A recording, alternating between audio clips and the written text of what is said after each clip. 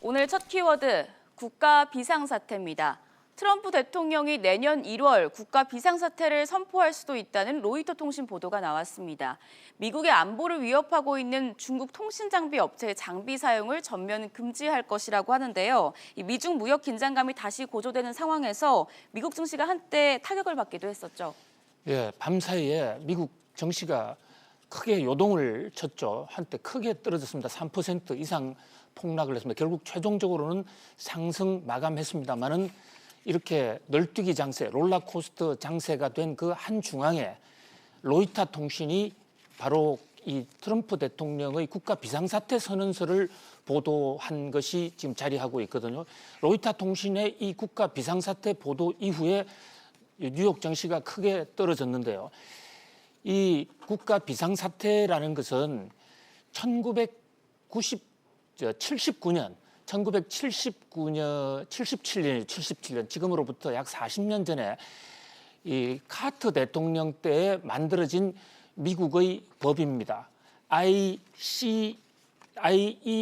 IEEPA라는 국가 긴급 경제 권한법이라는 거예요.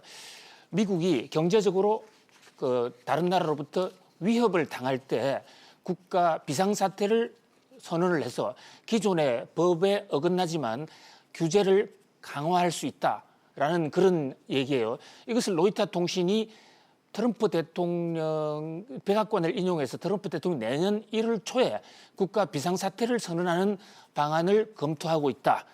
그리고 이번에 국가 비상사태는 중국의 화웨이와 중신통신이죠. ZTE의 이 기술권 침해, 기술 특허 침해에 대해서 대대적으로 연방 정부가 수입을 하지 못하도록 중국과 거래를 하지 못하도록 하는 방안이 지금 신중히 논의되고 있다. 8개월 전부터 논의되어 왔으며 새해 초에 이 국가 비상사태가 발동될 수 있다는 이 보도를 하면서 그야말로 뉴욕 증시가 멘붕 상태에 빠졌습니다. 지금 미국과 중국은 90일간의 무역전쟁 화해 기간을 갖고 있습니다. 이 90일 기간 동안에 다시 무역 협상을 벌여서 무역 전쟁을 끝내야 될 상황인데요. 1월 중순에 1월 7일부터 시작되는 내년 1월 두 번째 주에 상하이에서 미국과 중국이 차관급 회의를 하기로 지금 합의한 상태거든요. 그런 상태하에서 국가 비상사태설이 나오면서 시장을 강타를 했습니다. 막판에 다우지수가 다시 이제 오르게 된 것은 이 국가 비상사태설이 설로만 끝나고 실제로 발동되지 않을 가능성이 있다라는 그런 전망이 나온 데 따른 것이에요. 내년 1월 달에 무역 협상을 앞두고 전형적인 트럼프 방식으로 중국을 강압하기 위한 하나의 수단일 뿐이다라는 얘기가 주가를 다시 끌어올리긴 했습니다만은 그러나 여전히 지금 미국 증시에 이렇게 한 치 앞을 알 수 없는 이런 변수들이 가장 많다라는 이런 것은 우리가 주목해야 될 사안이 아닌가 싶습니다.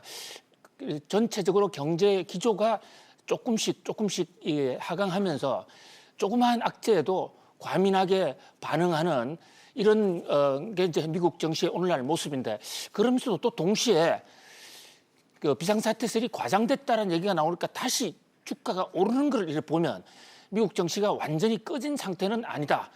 그래서 지금 역시 우리 입장에서는 이 사태 진전 여부를 예의주시하는 것이 매우 중요하다. 이렇게 판단할 수 있겠습니다. 네, 미중 무역 긴장감이 다시 고조되는 상황이어서 변동성 장세가 계속 유지될 것으로 보입니다. 이어서 다음 뉴스 키워드 바라보겠습니다.